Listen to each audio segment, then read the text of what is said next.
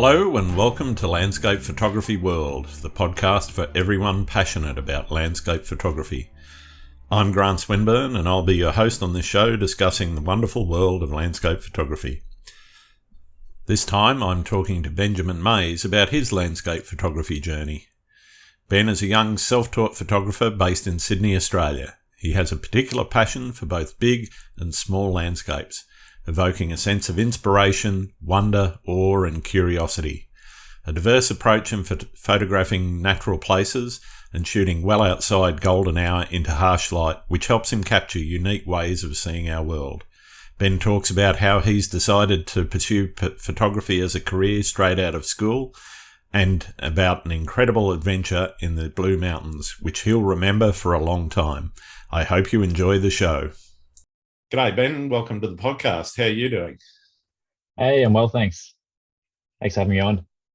Absolute pleasure. Very pleased to have you on the show. Been following your stuff for a little while, and I was pretty happy when you said yes to coming on board. So, welcome. Oh, cool. Yeah. What's the Ben Mays story? Oh, the Ben Mays story. Well, yeah, I know I've been kind of into art and stuff my whole life. So, yeah, like I grew up painting and drawing as a kid. When I was like a little toddler, we like out in our back deck, we used to like do these kind of painting things where you'd splatter paint all over on one side, then fold the paint like the paper in half, then open it back up, and then we'd hang it up to dry, and we'd have dozens of those out in our back deck. So cool. Yeah. Spent lots of time as a young kid getting all that creative stuff out of the way, and then it moved to drawing and stuff in primary school, which I really enjoyed. Even went through like a graffiti phase in year 7, not on trains, just in little books and stuff, but all very legal. But yeah, I had many different kind of creative outlets So before what was your tag? It was major, I believe. Major. Cool. Yeah, it was a bit cringe, but it was fun at the time. We all do cringy things in year 7. Yep. And then when I was in year 7, I even got into like a graffiti sort of phase, which was a bit cringe, but pretty fun at the time. And then, I've been into music since I was quite young as well. Still play the guitar a bit. So, yep. Kind of creative stuff has always been my thing. Never cared for maths.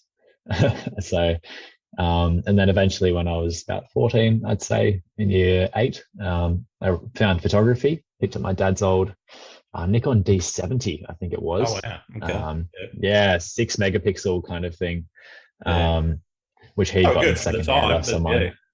Yeah. So I played around with that for a few years and just absolutely fell in love with it.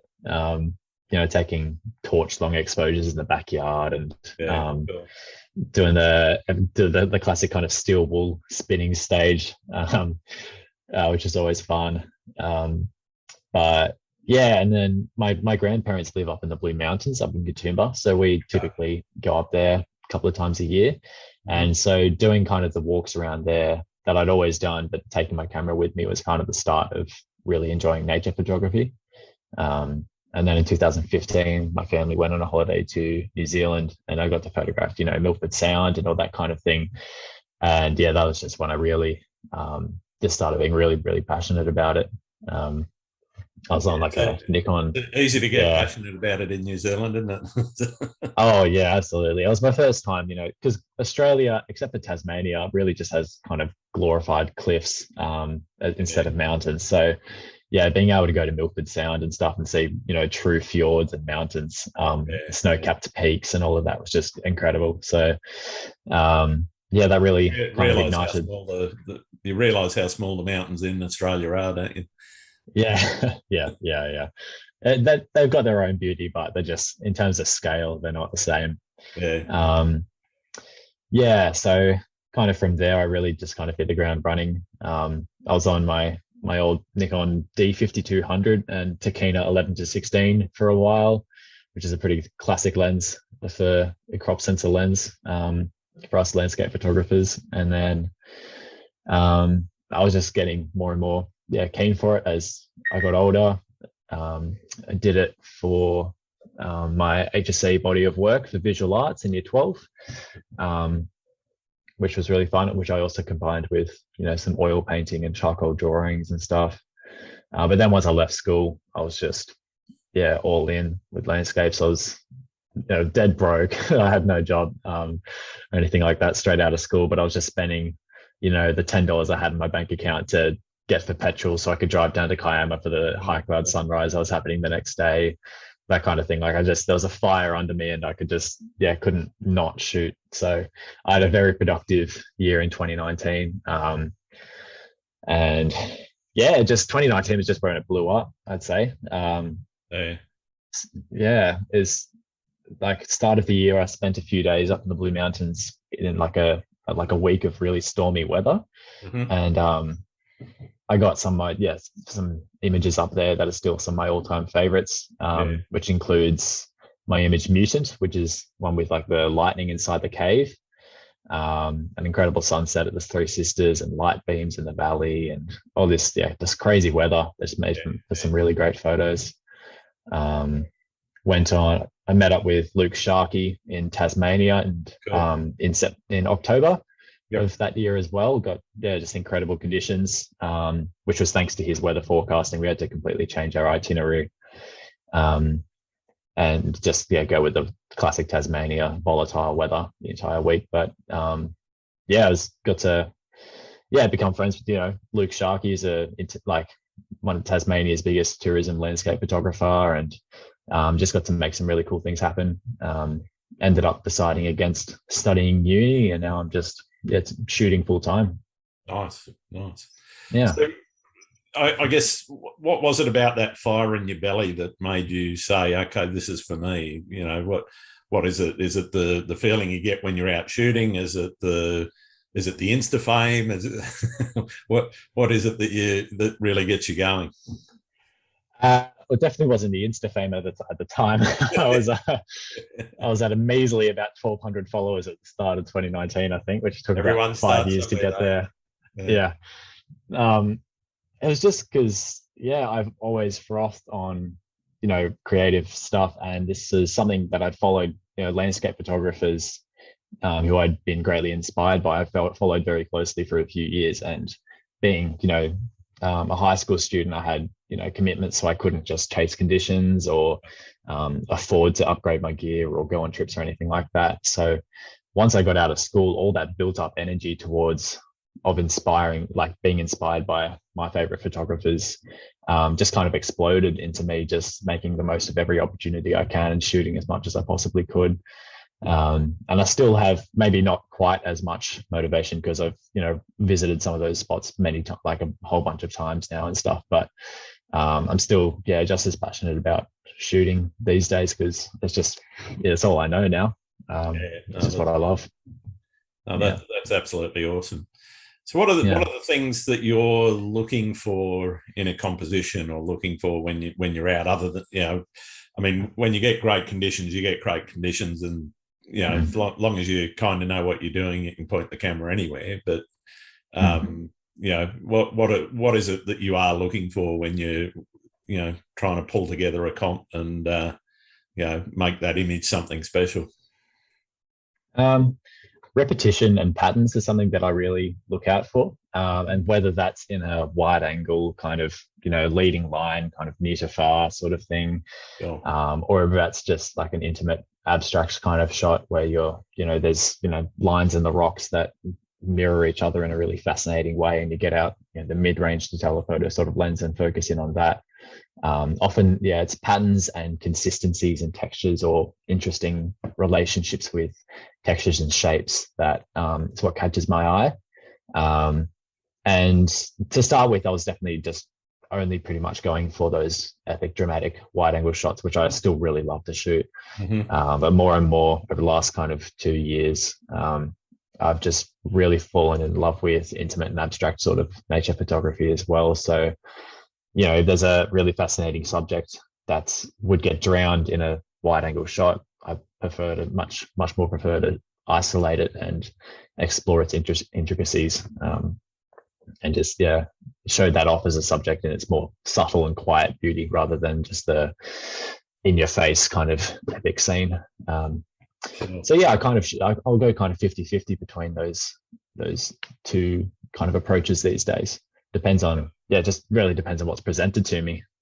Yeah, no, well, it's always that combination of conditions and the landscape in front of you, and I think the important thing a lot of people starting out don't really think about is what's in the foreground, what's in that midground, and what's in the background.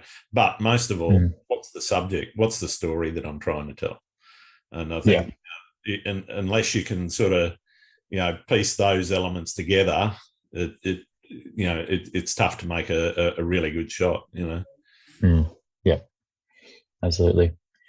And yeah, it's just a balance between whatever is the focus, making sure that's the star of the show, not letting other things drown that out. Yeah, yeah, If the say you're shooting a seascape, if the sea stack in the background is the subject, if that's what you want, and the sunrise behind it is, if that's the subject, then it shouldn't be drowned out at the foreground. It shouldn't be 3/4 foreground. yeah. And like, it doesn't have to be a 2x3 super tall crop. It can be, cropped to 4x5 to cut out some of that foreground to make sure that, that distant subject is the focus, not, the rock in the corner, Absolutely. So yeah, just keeping in perspective what you're actually shooting and what you want to show and convey through the shot. Yeah. In a lot of your shots, as you said, you've got everything from those, broad, grand landscape sort of wide angle shots down to the intimate. With the more intimate ones, I guess what is it that gets you going around those, and what is it that you're trying to get across to people that might look at that shot and say, whether it's a tree trunk with some interesting bark or whatever, what is it that you're after in communicating with that shot? I think what I'm communicating changes photo to photo. Although, yeah, kind of the overarching message would be that, you don't need to be in Iceland or, shooting an epic sort of scene to find, beautiful subjects to shoot in nature. It can, yeah, just be the most subtle of subjects, but everything has its own kind of, unique, aesthetic to it and beauty to it. So, and like, I've learned to kind of see the world and the natural world in shapes, and interactions of shapes and colors and textures and light, rather than, this is a rock, this is a stick, this is bark. Yeah. And so being able to identify, patterns and shapes and swirls and colors and all that kind of thing in all of a huge variety different subjects, whether that's, a fallen tree branch, or it's a funky rock, or it's a 14mm grand scene. You can find that in anything, and it makes photography so much more enjoyable as well, when you're not, because with those huge grand scenes, you're restricted to those conditions so much as well. You can spend a week in a place and just get completely skunked with the light, get clear skies or smoke or just flat grey clouds, and just come away with nothing and disheartened if all you're going for is those epic shots. So like, I've got so many photos in a lot of portfolio shots in my abstracts kind of portfolio, which I really like, that were either under a clear sky, like pre-dawn or post-dawn, or with like midday harsh light, kind of shooting like water reflections and abstracts and stuff like that. Or even I've got a couple where like the sun was reflecting on wet sand, and it looks like it was just like either middle of the night, or looks like fish scales, or it's just can create these really interesting effects that you can play with, and you can just have so much fun with it. If you just don't have the pressure in yourself to come away with some masterpiece, and just explore little things like that, which it's both more fulfilling and more productive. I really enjoy it. Yeah, I've got to say, I'm sometimes guilty of not looking down at my feet, or over in another spot when conditions are a bit foul. Sometimes it's like, do I even get out of bed some days? But but I think you're right. It's really about when the conditions aren't playing the way that you envisaged when you go out there, and I think a big part of it is not setting an expectation for yourself every time you shoot that Yeah. you're going to come away with this epic landscape shot. Yeah.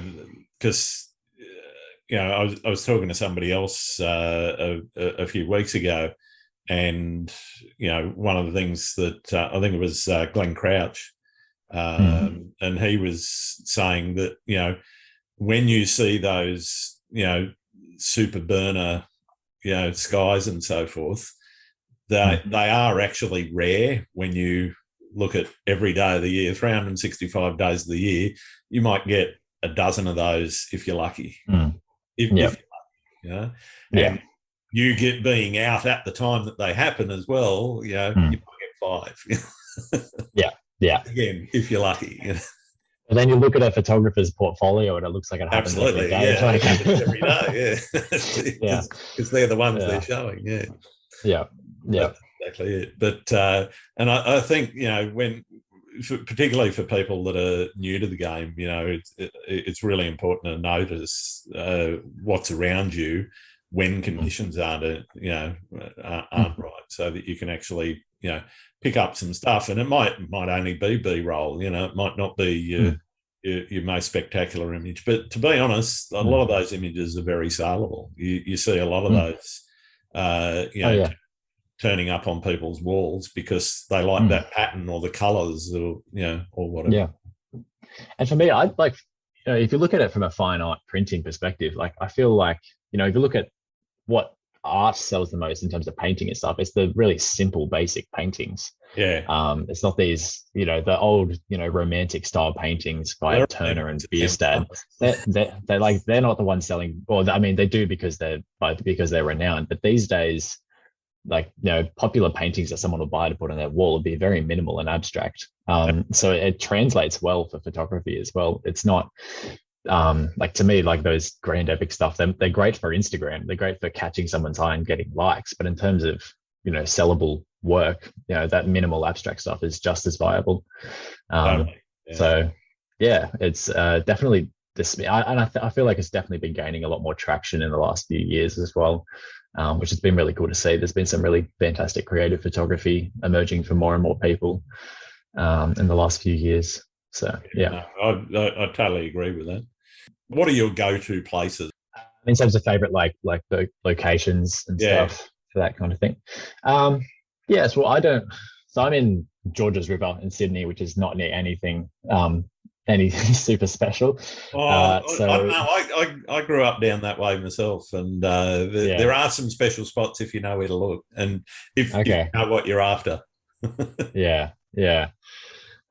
So yeah, I'd say my closest kind of, wide angle spot, local, so to speak, would be like Kurnell, the cliffs of Kurnell, which is where I've captured one of my favorite shots before Vengeance.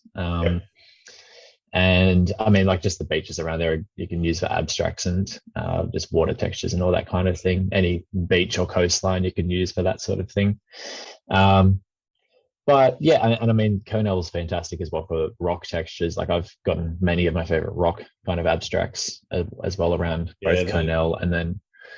I mean, and then also any of the cliffs around Sydney, there's a lot of really good textures in the sandstone and stuff. Yeah. Sandstone as a whole is just a fantastic subject for abstracts. And actually, while the Royal National Park as well just has this certain section where there's these just deep pink and red and yellow kind of tones swirling through the rock. And I don't know if that's from like different minerals and stuff. I don't know the science behind it or the geology. But yeah, like I released a gallery earlier this year called Geomorph, which was like an exploration of rock textures and shapes and lines and stuff. And so it's 33 images, and I think 29 of those images were captured in the space of like 3 hours in one just afternoon in the national park, in the Royal National Park. I just went handheld and just, I think I took about 500 frames in the space of a few hours, got into just pure flow state and just yeah, just captured like rock textures and shapes and colors endlessly, and ended up making 95% of that into a gallery. Sure. Um, and it's just yeah, I love it. It's so fun. So yeah, like just the cliffs of Sydney and stuff are a really great spot for inspiration for more abstract sort of shots for me. Yeah, In terms of more wide angle dramatic stuff, yeah, Cornell and then Kiama as well. Naturally, is yeah, obvious with Cathedral Rocks and Bombo Quarry. yeah, yeah. Um, they're fantastic, and then the Sapphire Coast down around Bermagui is just off the charts. And there's more to it as well than just Camel Rock and Horsehead Rock. Absolutely, Like yeah, that one tree rock spot's blown up in the last 2 years. yeah. Like 3 years ago, there were barely any photos of that. I think Will Patino was one of the early guys that kind of discovered it, and then now everyone's got a shot of it. And then there's more to it still. Like some of the guys that live down there, like Casey Flynn, he's got some fantastic work from the Eurobodalla sort of region, and there's Yeah. just so much fantastic coastline around there. And like Go on. yes, oh sorry, I was just going to say I spent about a week at the start of this year just down there just exploring, and came away with a couple of good ones at the Icons, but yeah, just found just some other fantastic places that just I've barely seen any shots of. So Australia's got just some world class coastline for sure. Yeah, definitely, definitely. Yeah. Mm. I mean, I don't know if you've been to Mimosa Rocks or Mimosa Mm. Park there, which is down between Bermagui and Tathra. Mm. Mm. And there's there some of them are unmarked, but there's a couple of marked trails. One's Arraganu, and the other one's Gillard's Beach, and Okay. both of them I had some of the best times in my photography career, just getting down there at ridiculous hours in the dark, the only person on the beach, and just as you say, getting into that flow state of just so, and even though in one case at Gillard's there, it was just blue sky, Yeah.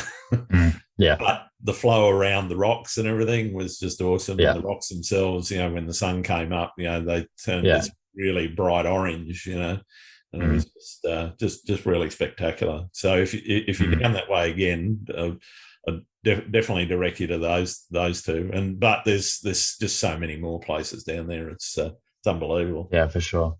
I've seen a shot from Ken Duncan that's around Mimosa Rocks, and I couldn't find the exact spot, I don't think. But yeah, like there's a lot more out there, and there's also the pinnacles as well down further south, kind of a little bit closer towards these. And I shot that one afternoon. I don't think I came away with anything I published, but that's just such a unique kind of formation there as well. It's a stunning landscape down there. Yeah, all that red and orange and white and pink and just phenomenal colours just in the rock. Yeah, it's like a hint of the desert on the coastline. It's absolutely really unique. Yeah. There's a lot of good spots down there. I'll have to talk to you about some of the spots around the Georges River. There are a few that if you know where to go, but it depends on what you're trying to get. But there's actually a few nice river scenes down there that aren't too bad. Yeah, cool. All right, I'll have to have a look at those. Wouldn't mind something close by. I mean, I'm in the middle of suburbia. It's flat. There's no hills. The parks around me, apart from one, are all sort of football field style things or playgrounds. So you might have a tree or two, but there's I'm really itching to go somewhere where I can take a photo, because taking stuff of flowers in the backyard, been there, done that. Don't want to do it again. Really itching to get somebody where there's a scene in front of me. But anyway, I'm sure we'll get there. Yeah, for sure.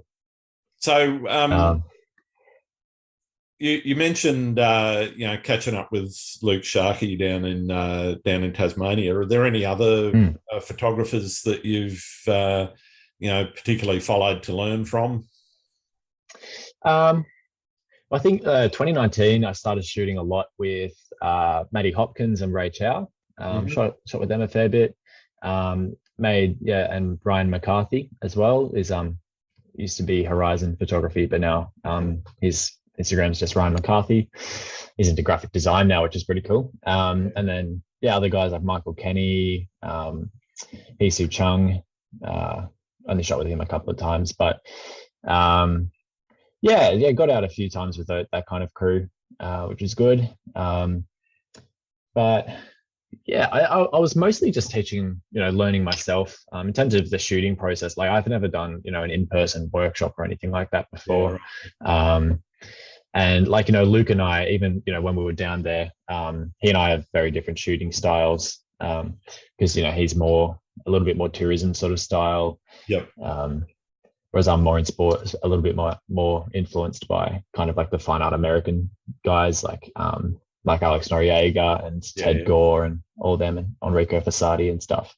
We both kind of come from slightly different approaches. So uh, what I did learn from Luke was kind of location reading and scouting and weather reading and all of that kind of thing, which is another integral part of landscape photography. Absolutely. And Yeah. if it was me when we got down to Tassie, I would have just been like, oh, I guess we've got to stick it out through this crappy weather in our original plan. But no, we first thing we did after I touched down was grab some lunch, and we just completely rehashed our itinerary Yeah. as he read the weather for the week in different areas of the state. He's just got such a wide, fantastic knowledge of the state. So it was a great person to be with, and definitely helped me get shots that I wouldn't be able to get without him, thanks to his, just knowledge of the whole state. And we covered, we went from the very southern tip of Tassie to the very east coast, and then went all the way over to the west side, and in doing so, touched the very top. So we pretty much covered the entire state except for driving through the middle, which we did at the end to get back to Hobart. But we covered a lot of ground in a week, but it was absolutely worth it. Yeah, no, it's an outstanding location for photography, and Oh yeah, I mean, anybody gets the chance to get down there, absolutely. Same with the Sapphire Coast, But like anything, be careful, because the environments in both of those locations are quite fragile. So don't go trashing those places either. Tassie's a bit of a volatile one. Definitely my favorite. I'd say it's my favorite place for photography, though. Nothing really inspires me more than Tasmania, if I'm completely honest. So I've had 3 or 4 cancelled trips since that September 2019 one to try and get back there, thanks to COVID. But booked for January, so hopefully it goes through this time. Yeah.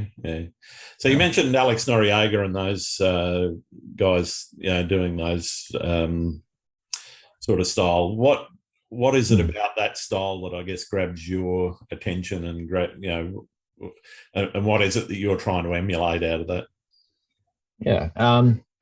Well, like Alex Noriega, but then I have a very, very diverse kind of I don't know, range of inspiration when it comes to the photographers and styles that I really enjoy. Like I really enjoy, Alex and like Eric Bennett, like their work, but TJ Thorne as well, who does some of the most creative photography out there, especially with his intentional camera movement and double exposure kind of work. It's really, really fascinating nature photography. And so like from the crazy wide angle scenes of like Enrico Fasati and Ted Gore, and all those guys, to the really intimate scenes of TJ and Sarah Marino and Jennifer Renwick. A huge amount of different inspirations that I really draw a lot of creative inspiration from.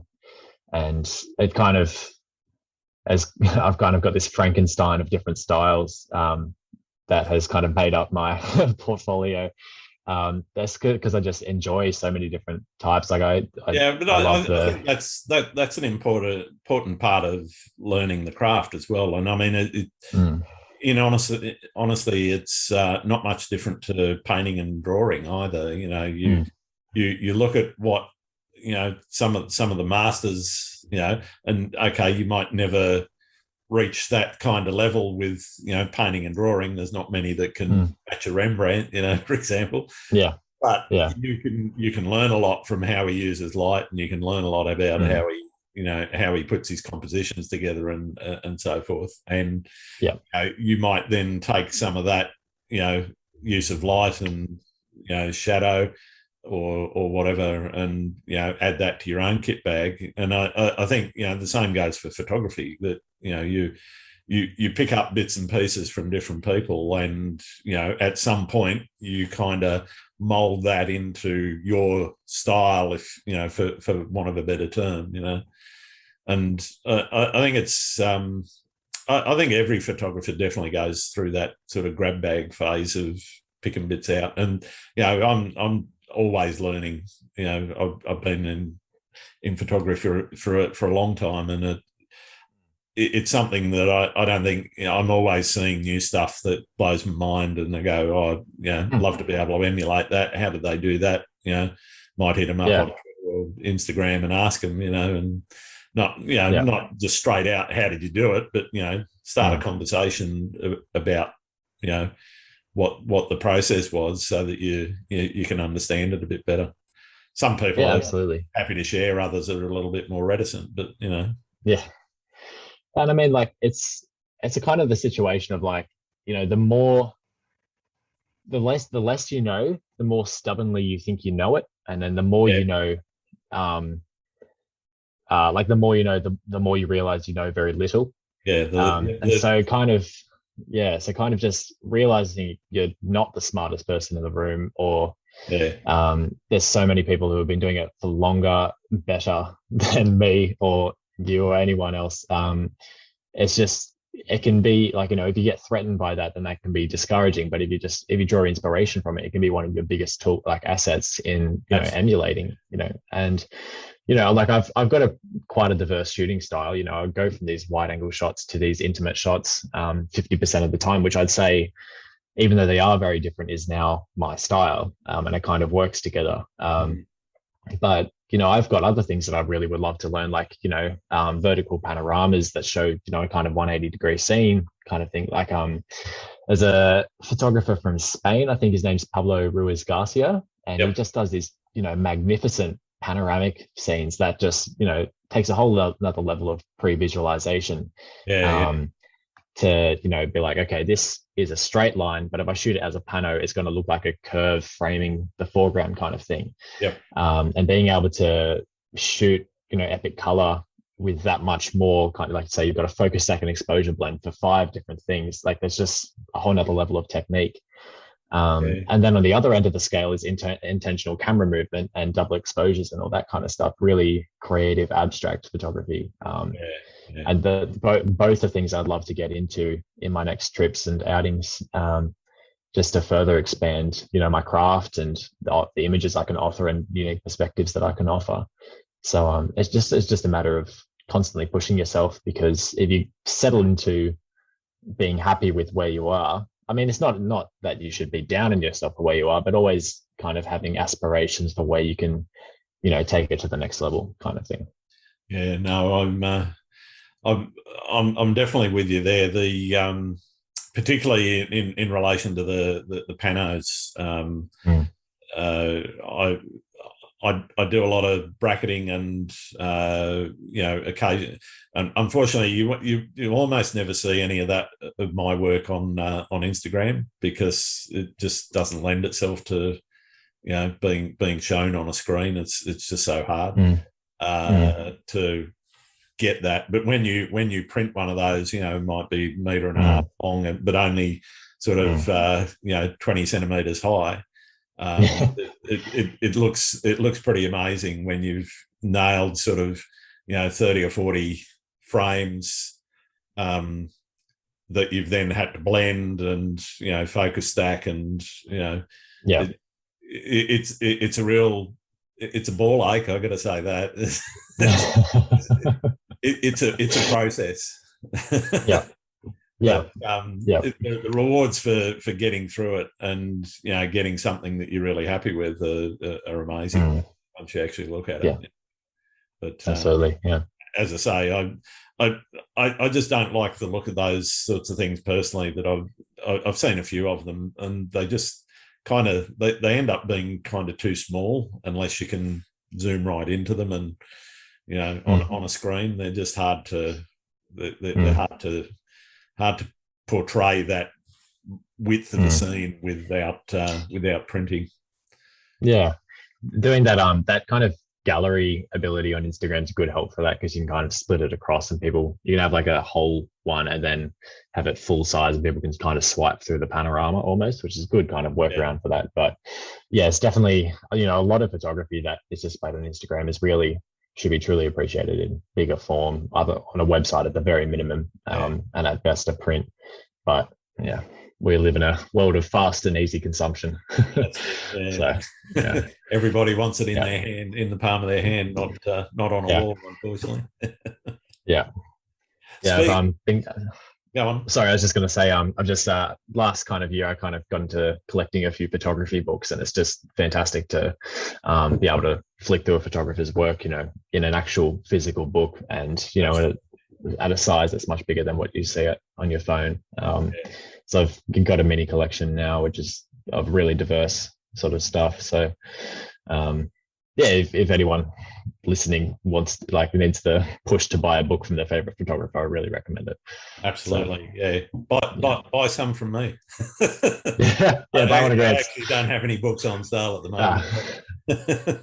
I probably should put one together. No, I do print them for myself, so I've got about a dozen books, and I kind of do one each year of best say. Well, I try to cull it down to about 40 or 50 shots, but it's a great way of just looking at what you're doing and comparing. When I look at the first one that I did, first one I did was probably about 7 or 8 years ago, I think, the first book. And when you look at that, it's not the quality of the pages or anything, it's the quality of the photography and the change between there and the one that I'm working on at the moment. I can just see the progression, and it's a really good way of looking at your own progression. And it's not that expensive. It depends on how many photos you put in, how many pages you put with, but that's who you go with as well. Yeah, that sometimes works. Always looking for the specials on Vistaprint or one of those. Memento, or Blurb. I use Blurb quite a bit, actually. They're pretty good quality. But cool. Do you print much at all, or? Not very much. I don't make many print sales. I love it when I do. In the past, kind of maybe 18 months, I've made probably 4 print sales. That being said, with my NFT collection that I've been selling, a big 24 by 36 inch print is part of that purchase, as well as a couple of other things. So once I'm out of lockdown, so I've sold 10 so far. So once I'm out of lockdown, I'll be getting 10 big prints done, which I'm really excited for, because a bunch of them are shots that I've never printed before, and seeing them in large format is going to be really exciting. Doing it on a nice kind of the Hahn & Mule kind of fine art paper, which just looks fantastic. I printed on once before, and so looking forward to doing that. And I'd love to get more into the print market, but it's very tricky to break into, and something I've managed a code that I haven't seemed to be able to crack yet. There's a lot of people unable to crack that code. It's But I mean, it's like anything. If you get a name for good quality work, and word of mouth helps. Always helps if you can get into a gallery. But even there, gallery sales. A lot of galleries take somewhere between 40 and 55% of the sale price. So you're not always coming out of that with a lot of money. But you might come out with a bit more reputation and so forth.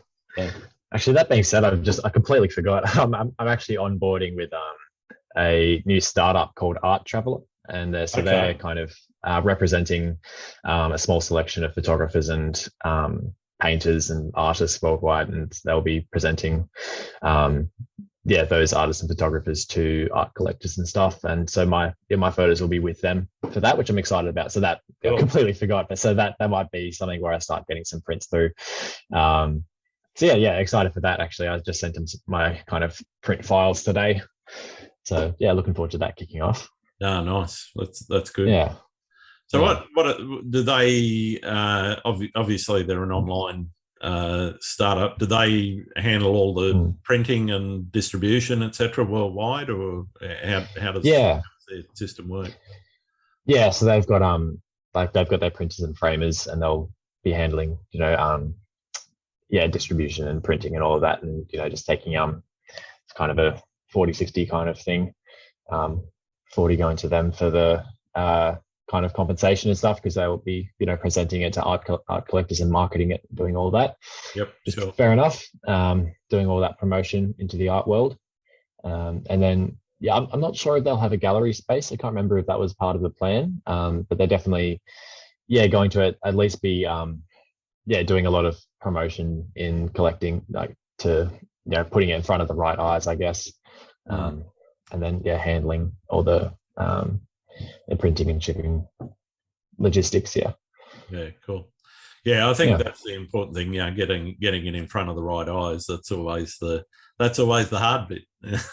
Yeah, for sure. And especially, like, I think I've come to realize that different platforms are better for marketing certain things than others. Like marketing on Instagram is not probably the place to be selling high-end products, or because most of your audience is primarily going to be younger people who understandably probably can't afford to necessarily maybe join your workshop and buy your prints and stuff. It's more on Facebook that I hear typically Facebook is a better way of doing maybe a sponsored post and getting print sales, and then a newsletter is probably even better for kind of workshop sales and that kind of thing. So I've kind of been very Instagram focused for a few years now, so I'm trying to diversify that up a bit, because it just makes sense that certain audiences won't be able to go for certain things that you're advertising.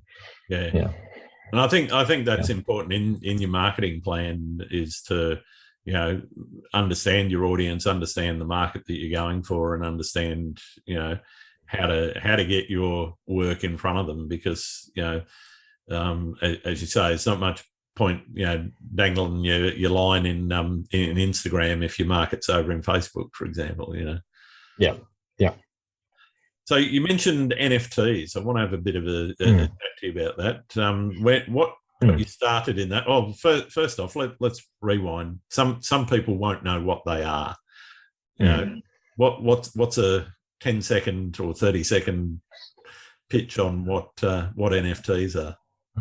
An NFT is basically it's a form of crypto art trading and selling, pretty much. So it's integrated with the Ethereum blockchain, and it's a way of selling one-of-one edition kind of art as a digital token rather than a physical piece, which so anything digital can pretty much be an NFT. Like the first tweets got sold as NFTs for millions of dollars. It can be 3D renders, it can be animations, it can be videos, it can be photos. So it can be digital trading cards. It's just avatars. The mixed opinions on those avatars. I'm not a fan personally, but whatever. Yeah.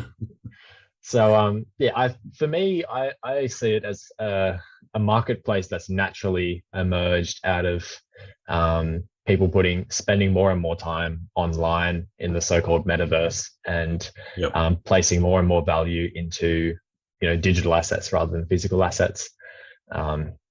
And people argue that they have no value because they're not tangible products, but I mean, it doesn't really make sense. It's like saying that Spotify has no value because you can't touch the vinyl CD. There are people that prefer the old, like it's the same sort of concept. The way that sort of made it cement in my mind was you have people buying and selling stuff for games like Minecraft, or for real money, as well as in-game money, whatever the currency in-game happens to be. And this is, I guess, another extension of that out into the cryptocurrency world, so that and the art world, because I mean, when you have a look at some of the things, if someone's buying a piece of equipment or something out of Minecraft or World of Warcraft or whatever it is, that's actually a piece of digital art, like it or not. Yeah, absolutely. And I mean, it translates, like the concept translates more naturally to things like, 3D artists and animators and all that kind of thing, because they can't sell physical pieces of their work, they're digital creations. And so it's, originally it was much more strong, and kind of still is much more strongly that sort of market, because that they can't sell a print of a 3D animation. But photographers have been able to get in on it as well, which has been really cool. It's a new way of selling for people that, like myself, that have tried for years to sell prints and have failed miserably. If people place value in something, then it has value. And value is subjective, and people are placing value in NFTs, so it's worth giving it a shot. I think one of the aspects of it that is interesting and quite different to some of the, particularly the physical market, is the secondary sales market, because depending on the platform you're on, but most of the platforms allow you to actually claim a royalty on a secondary sale. So you can sell the original or make the original sale to a collector, and that collector can then on-sell it, but up to 10% or 15% or whatever the platform allows, can then go to the original artist each time it sells. So if that work goes up in value, then each time it sells, then you get this passive income stream coming back to the original artist, which rarely ever happens in the physical art world. Oh, absolutely. Yeah. Like if Van Gogh were alive today, let's just, for example, say and I know his art went up in value after he died. Yeah. But say he sold, a painting for $150 when he was 20, and then people all of a sudden valued the hell out of his work when he was 40 and sold it for $2 million. In the painting world, he'd receive none of that. He wouldn't receive a dime. That's exactly. But in NFTs, if someone said their royalties to 10%, then, they'd receive 200 grand. Yeah. Which is, rightfully so, because it's their, like they created that painting, they should get the value back. And so it's something, there's pros and cons to it naturally. And I'm not naive to the negative sides of it. But yes, it's a very exciting new space that's allowing a rare opportunity for kind of that ownership to be taken back to the original creators, which is really cool. Yeah.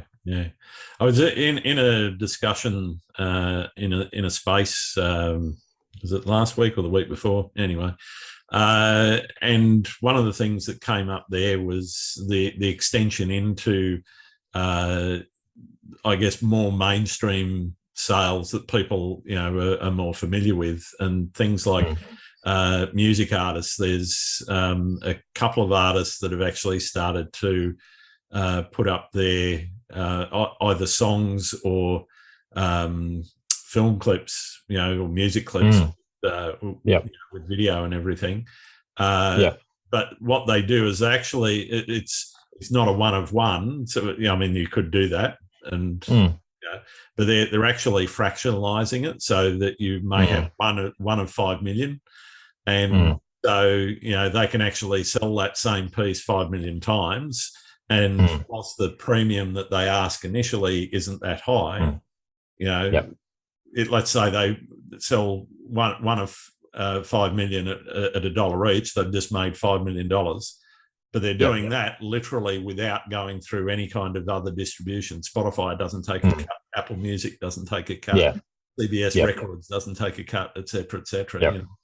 And so, you can start to see where artists and creators themselves can actually take back control of their income stream totally. And absolutely, but in that discussion, there was also a bit about it hasn't happened yet, but you could envisage where a football club, for example, Manchester United starts selling its season tickets that way, so that you then use the token that you end up with on your phone to tap in at the gate when you walk in the gate, and at the end of the year, that token expires because you can actually write that into the contract associated with the token, that it has an expiry date. And so, it's going to be interesting to see how much that expands, and a lot will depend on, mainstream adoption of cryptocurrencies. But there are communities, I know, aside from, in Western cultures, there's certainly communities in Africa or South America where cryptocurrency is starting to become the default, as opposed to, the fiat currencies, because the local fiat currency has virtually no values.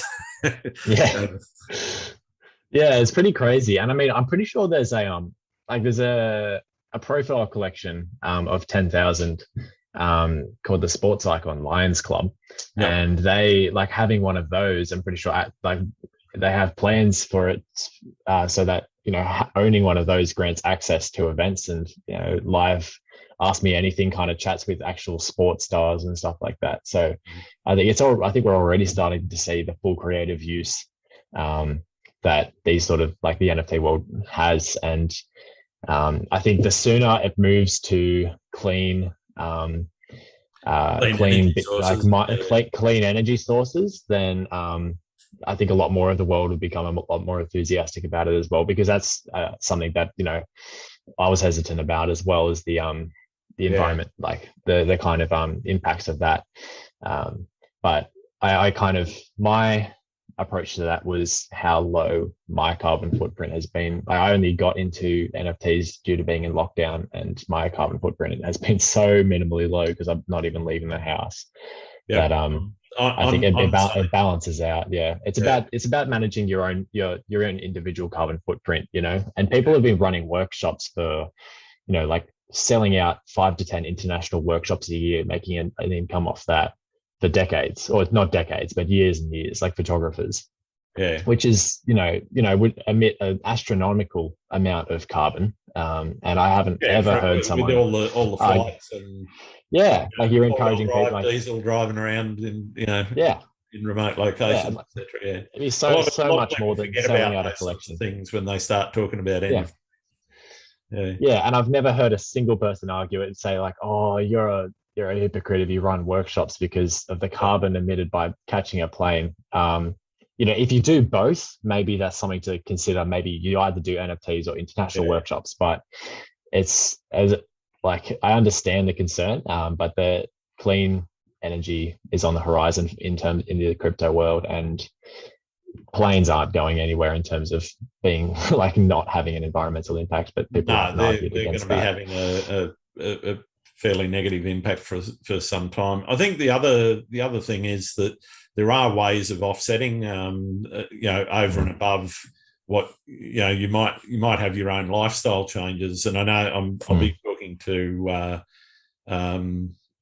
somebody very soon, actually, on the podcast, who's even giving up red meat as part of their, they've sort of fully committed to getting into offsets.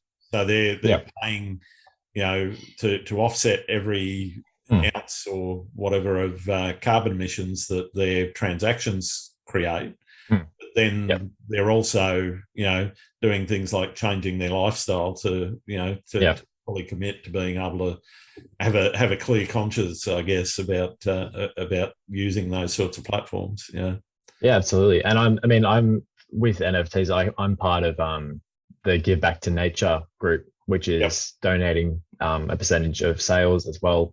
And so I have part of my collection is that I'm 10% of anything I earn is going back towards environmental charities.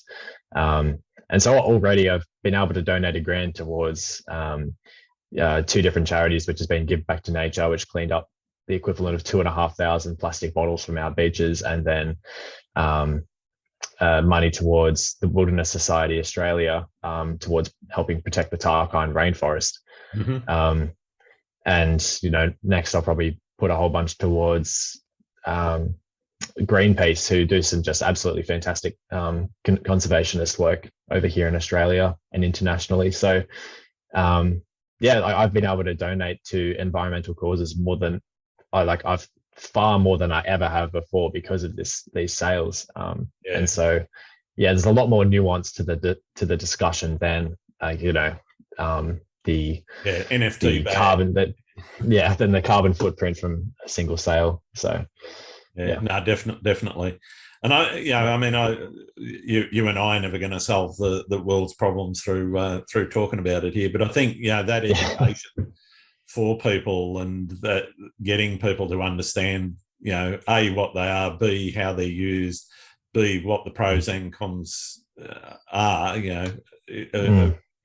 It's important for people to understand it, to be able to either make a decision whether or not to participate. I see some positives. I see some negatives. I see some of the same sort of behaviours, I guess, that you might see in the physical art world as well, where somebody will get popular, get known, and there'll be a cluster around that sort of person. And people trying to emulate them and so forth. But on the whole, I think it'll probably be where art sales kind of start to shift to. I think there's always a place for physical. I don't, absolutely. For things like sculpture, that's always going to be, in the physical realm. Though you see some of the digital artists doing effectively the same sort of thing, but I think the physical nature of being able to touch and feel a sculpture is an important part of it, part of the experience. I really just see them existing as two separate marketplaces, and like they don't really interfere with each other because digital ownership is so different to physical ownership of an artwork. And I think there's such a large amount of people that'll value both that I think they'll both be able to just kind of coexist as different forms of art collecting and selling.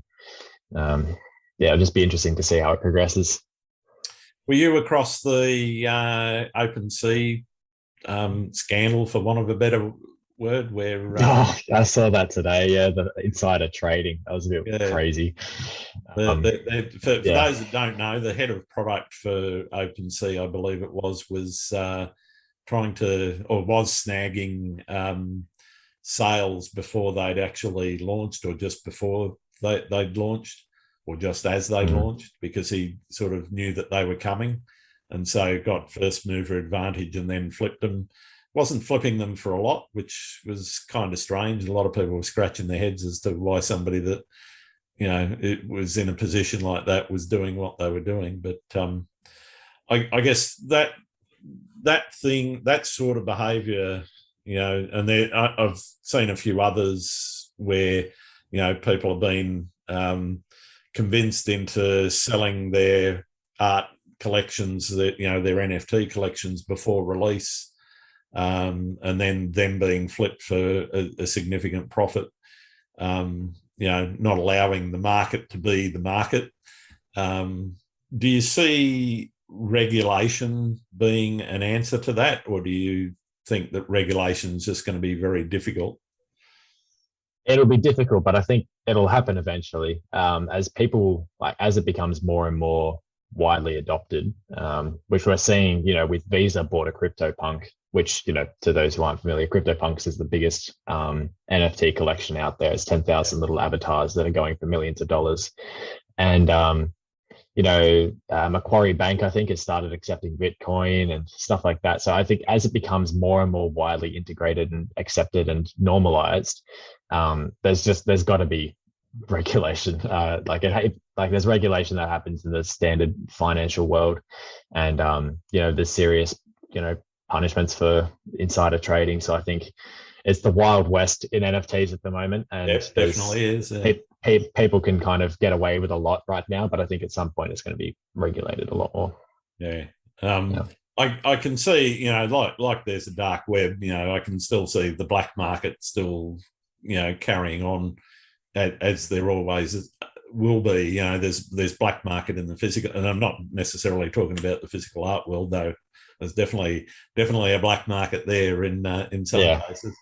But I think those sorts of things will end up being those pieces that end up sort of shuffling off into a dark corner because regulation comes in.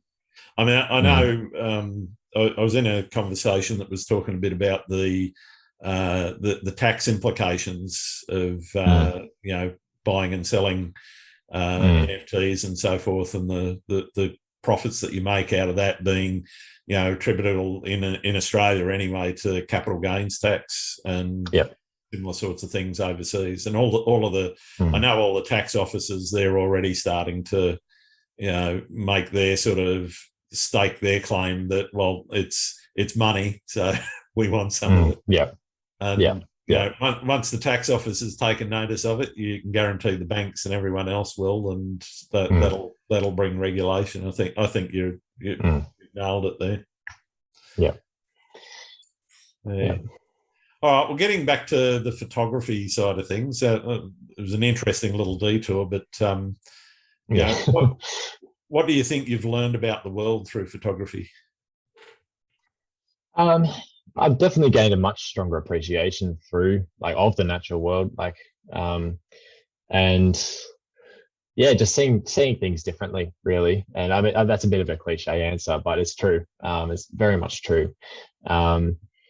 When I go for walks with my grandparents in the Blue Mountains when I was 13, before I kind of got into photography, I think it was cool, but wasn't anything super special. But now a rock with a cool pattern is special to me. Like any little, so many different things in nature that most people would just not care about are just really fascinating and fascinating to me, and just so cool. And I just have a huge appreciation for the world we live in, which is to become a passion for conservation and kind of joining causes with charities and stuff that I really whose work I really admire, and just kind of using my photography to both create beautiful photos and use it as a creative outlet, but also to help kind of bring a bit more awareness to the world that we live in, which I probably could do more, and I'm trying something I'd like to try and use to bring a bit more awareness for, and which I think as photographers, if we're displaying the natural world, I think it'd be great to show people what we have to lose if we don't take care of it. So yeah totally. What's your most memorable experience that you've had out shooting? I've had a few of those. One stands out above the rest, which is that lightning cave shot that I've got up in the Blue Mountains is still probably the scariest and just most ridiculous experience I've had shooting in the last however many years it's been. So what's the story behind that? How did that come about? You're obviously in the Blue Mountains. What were you doing in the car? So it was it was January 2019, and I was jobless at the time, and I really wanted a photo of the three sisters with the lightning strike behind it, which I saw but didn't capture while I was up there. So since my grandparents live in Katoomba, I just drove up having no commitments and just spent 4 or 5 days there, just shooting the really stormy atmospheric conditions, which was fantastic. And then one of the days I noticed I was looking at the Bureau of Meteorology, and could see the beginnings of a pretty intense storm building out to the west. And I knew that cave at Lincoln's Rock in Wentworth Falls, I knew that faced the sunset, which is west. So I knew that if there was some nice drama happening, that would be able to capture it quite well. And so I was like, if I go there, I could just shoot it. And if I don't get time to get out before it hits, I can just wait out the storm in the cave. Famous last words. So I kind of got there, and the sky's already just black and ominous. It was about 3 o'clock in the afternoon, probably 2:30, I think. But it was almost as dark as if it was getting close to dusk. And so I got down into the cave and set up, and this just formation of a storm just started developing, and it was just sending down the most aggressive lightning I've ever seen. Like there was no trailing across the sky, none of that flashy stuff. It was just bang, just straight down to the earth. Like I had no time to waste. It was the most aggressive lightning I've ever seen. And it was just, yeah, sending bolts down more and more regularly. It just started to like block out the sun. And I was shooting kind of in the left corner of the cave for a bit, which is where a bit more lightning action was. But then I transitioned over to the right side of the cave, which is the classic kind of composition from the cave, which is the one I ended up with. And from that corner was where the cloud started to extend kind of down into the valley. Like it was just this kind of like it was alive. It was just like so heavy and laden with storm water and energy that was just like it was sagging down into the valley. And so the image is actually a time blend of about 2 minutes or maybe 3 minutes. So the lightning bolt happened at one point in the same position in the frame, but then the cloud got a slightly more gnarly formation about 3 minutes later. Yep. So rather than have one separately with the lightning and then one separately 3 minutes later with the rest of the cloud formation, I just kind of blended them together just to tell the best part, of this, tell the story of the shot in one frame. So there was very, but no, I wouldn't even consider it a composite. It was really just kind of layer over that texture of the cloud with the lightning bolt. Okay. And I didn't have a lightning trigger or anything like that. So I was just having to manually fire every 5 seconds because it was still relatively light. It wasn't nighttime. I couldn't do like a 5 second, 10-second exposure. Yeah, right. I had to keep it about 2 seconds because otherwise the lightning got washed out by the ambient light.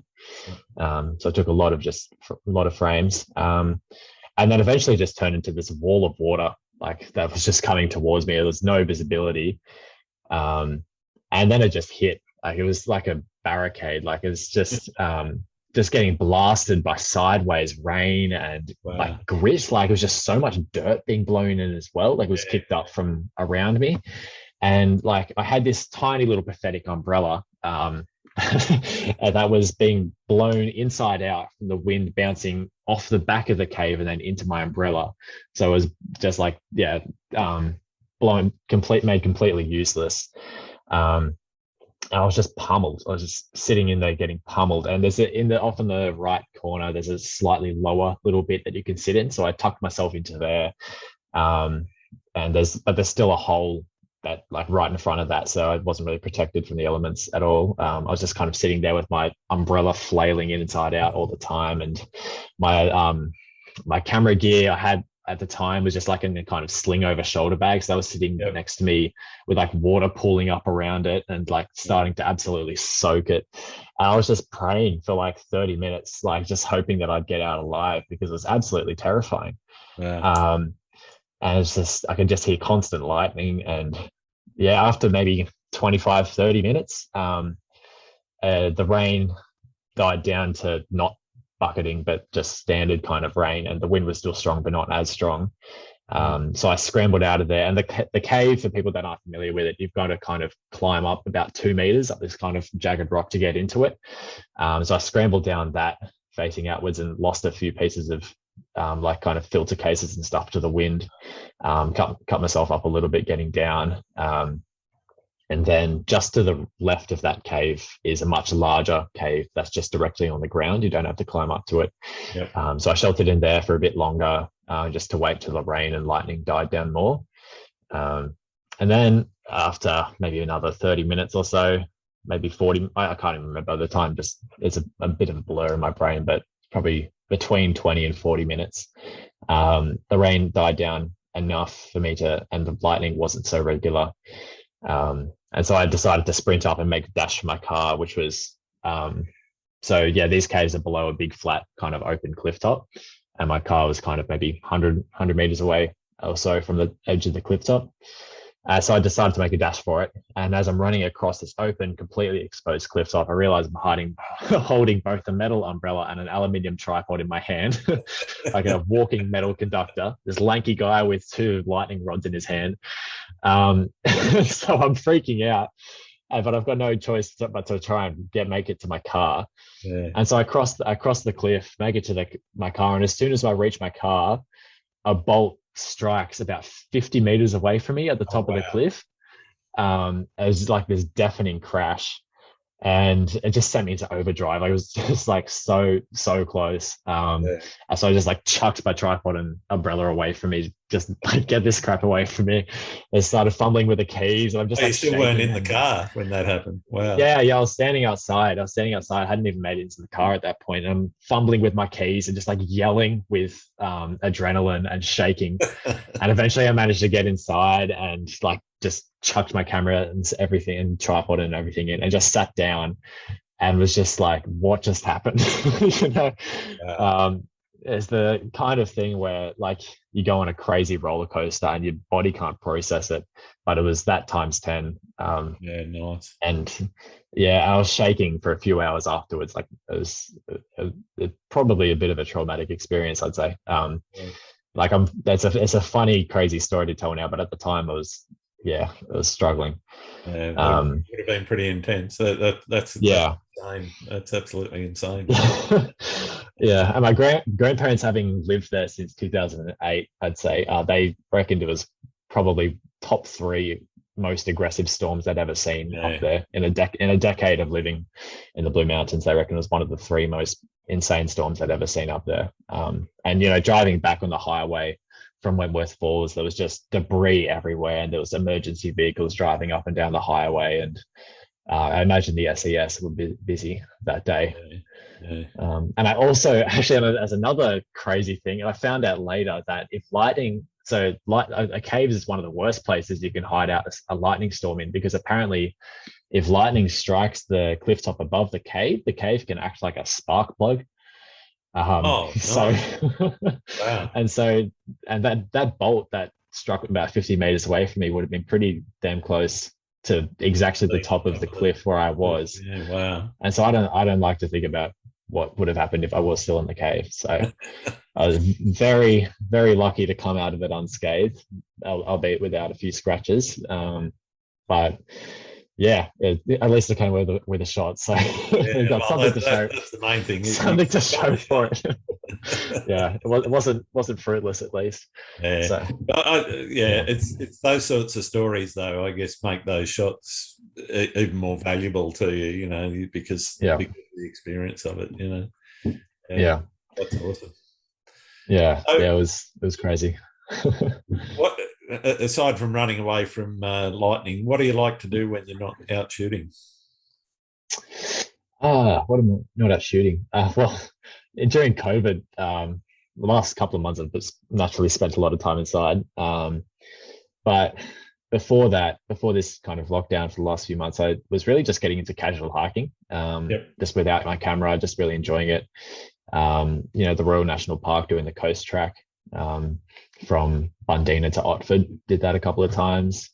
There's some nice kind of overnighters in the Blue Mountains. Did one, the Narrow Neck Trail, really enjoyed that. So yeah, just getting out into the outdoors is something I've in the last kind of 8 months before lockdown I started really enjoying. And the more, pardon me, I find the more you kind of time you spend out in nature, even without a camera, is the more you kind of come across subjects that inspire you and you realize you could come back to and shoot. And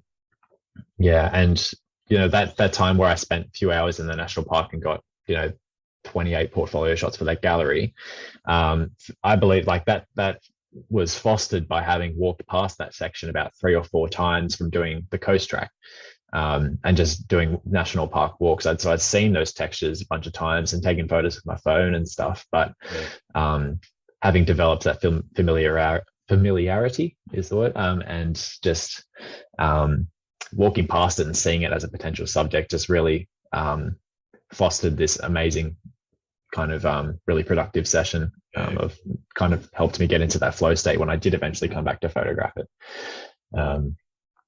But yeah, and then when I'm not doing that, I'll just be at home. I'll hang out with my partner a bit and play a little bit of music here and there. Although, photography stuff and photo editing and this most of my life, to be honest. It's both my hobby and my passion and my job now. So yeah, Yeah. Yeah. yeah. I'm pleased that you are a photographer. Um, Speaking of photographers, are there any out there that I should be talking to for the podcast? Aussie, just Australians?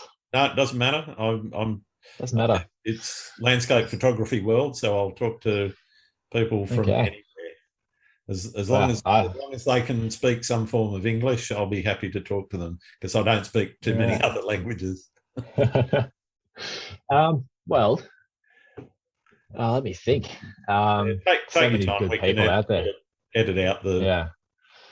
the thinking. Um, I'll I'll say a few underrated people that I don't have much attention just to help them out. There's a guy over in New Zealand called Michael McGee who has some really fantastic work. I think he lives in the North Island. Yep. He's just got some really cool forest work. And he, does some fantastic abstracts and intimates as well. Who else? I run a landscape photography Discord with Tristan Todd and a couple of other guys. So Okay. they're kind of mostly Canadians in that, but bunch of Australians as well, and some Americans, a couple of people from Europe too. We've got about maybe 480 members in there at the moment. Cool. So anyone listening, jump onto the Landscape Photography Worldwide Discord. We'd love to have you in there. But yeah, Tristan Todd would be great. He lives in Vancouver and just shoots heaps of really cool forest work, like some of the amazing lush rainforests they've got over there. Yeah, like some of the local Sydney guys like Hesu Chung, Matty Hopkins, Yep. would be really cool to have on. Cool. Yeah. I've got a long list, but I always like to add to it if I can. Yeah. All right, brilliant. I've got one more question for you, and it's the most important question that I can ask tonight. Do you like pineapple on pizza? See, a few years ago that would have been a yes, but now it's a no. Wow. I used to be a fiend for a ham and pineapple Hawaiian pizza, but I'm much more traditional Italian now in terms of the light. pizza enjoyment. So, no, I'm a no now for pineapple, but a few years ago it would have been a yes. Yeah, cool. Yeah, I think you're my first swinger. yeah. I've kind of I've really started enjoying like the Napolitana style ones, like with just like classic margarita or ham and mushroom kind of thing. So yeah, pineapple's becoming more of a big no for me. Fair enough. Well, thanks very, very much for taking the time out to talk to me tonight, Ben. I've really enjoyed it. I hope you have too. And, fantastic to, hear some of, how you do your thing and so forth. Where can people find your work? So people can find me on Instagram at benjamin.mays. You can find me on Twitter as well at Benjamin Mays. My website is benmaysfineart.com. I'm coming out with a revamped website, but it should be the same address shortly.